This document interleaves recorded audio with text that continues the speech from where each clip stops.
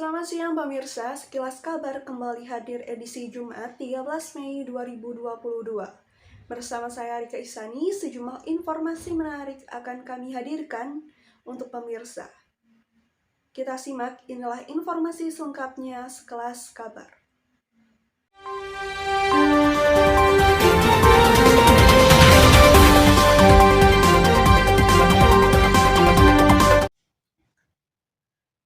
Pemirsa, Kementerian Kesehatan melaporkan telah menemukan dugaan kasus hepatitis akut yang belum diketahui penyebabnya kepada 18 orang.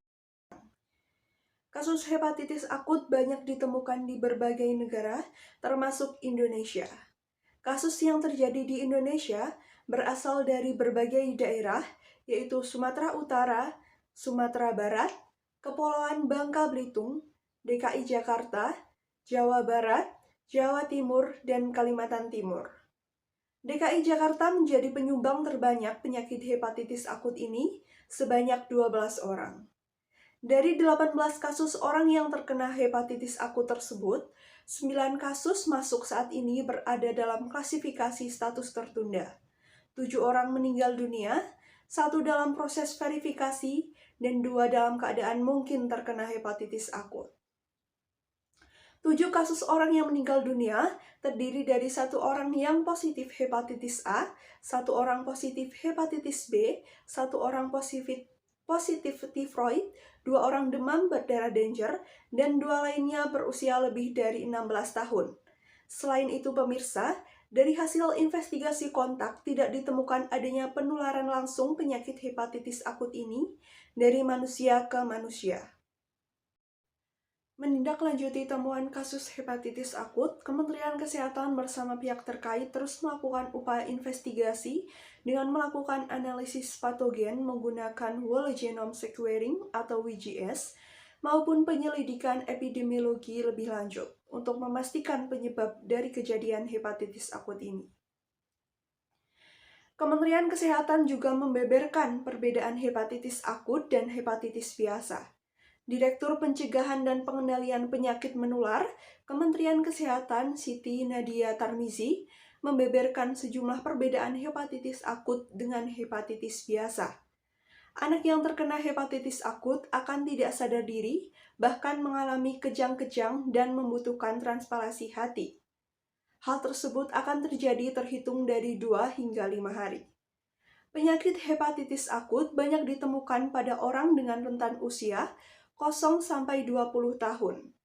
Paling banyak terjadi pada anak yang berusia 5-9 tahun, sejumlah 6 orang, pada anak usia 0-4 tahun, sebanyak 4 orang, pada usia anak 10-14 tahun, sebanyak 4 orang, dan pada usia di atas 15 tahun sampai dengan 20 tahun, sebanyak 4 orang. Gejala yang ditemukan pada pasien yang diduga hepatitis akut yakni demam, mual, muntah, hilang nafsu makan, diare akut, merasa lemah, nyeri pada bagian perut, nyeri pada bagian otot dan sendi, kuning di mata dan kulit, gatal-gatal, dan urin seperti air teh. Dari temuan kasus hepatitis akut, kita beralih ke dunia olahraga pada acara SEA Games 2021. Salah satu pemain muda, Ronaldo Kuateh, menjadi salah satu pemain U23 Indonesia yang tampil di SEA Games 2021 di Vietnam. Penampilan pemain berdarah Indonesia Liberia tersebut cukup impresif. Ronaldo dipercaya pelatih timnas Indonesia Sintayong untuk bergabung dengan skuad Garuda Muda meski usianya masih 17 tahun. Ronaldo dipanggil bergabung dengan timnas U23 setelah mengikuti pemusatan latihan timnas U19. Ronaldo Kuateh merupakan putra dari Roberto Kuateh, pemain asal Liberia yang menjadi legenda PSIS Semarang. Ronaldo saat ini adalah salah satu pilar Madura United. Pada musim lalu, dirinya bermain 11 kali untuk Laskar Sape Kerap di Liga 1 2021-2022. Ronaldo Kuateh menjalani debut di Liga 1 sebagai pemain termuda dengan usia 16 tahun 10 bulan dan 15 hari. Permainan pertama Ronaldo Kuateh saat Madura United berhadapan dengan Tira Persikabo di Indomil area Tangerang. Penampilan apik di liga tersebut membuat Ronaldo dipanggil untuk memperkuat timnas Indonesia. Dia menjalani debutnya di timnas nasional sebagai pemain pengganti saat melawan Australia di kualifikasi Piala Asia U23 pada 26 Oktober 2021. Setelah itu, Ronaldo Kuateh dipanggil untuk memperkuat timnas senior dalam laga persahabatan melawan Timur Leste di Bali pada awal tahun ini. Ronaldo bermain sebagai pemain pengganti pada 27 Januari 2022.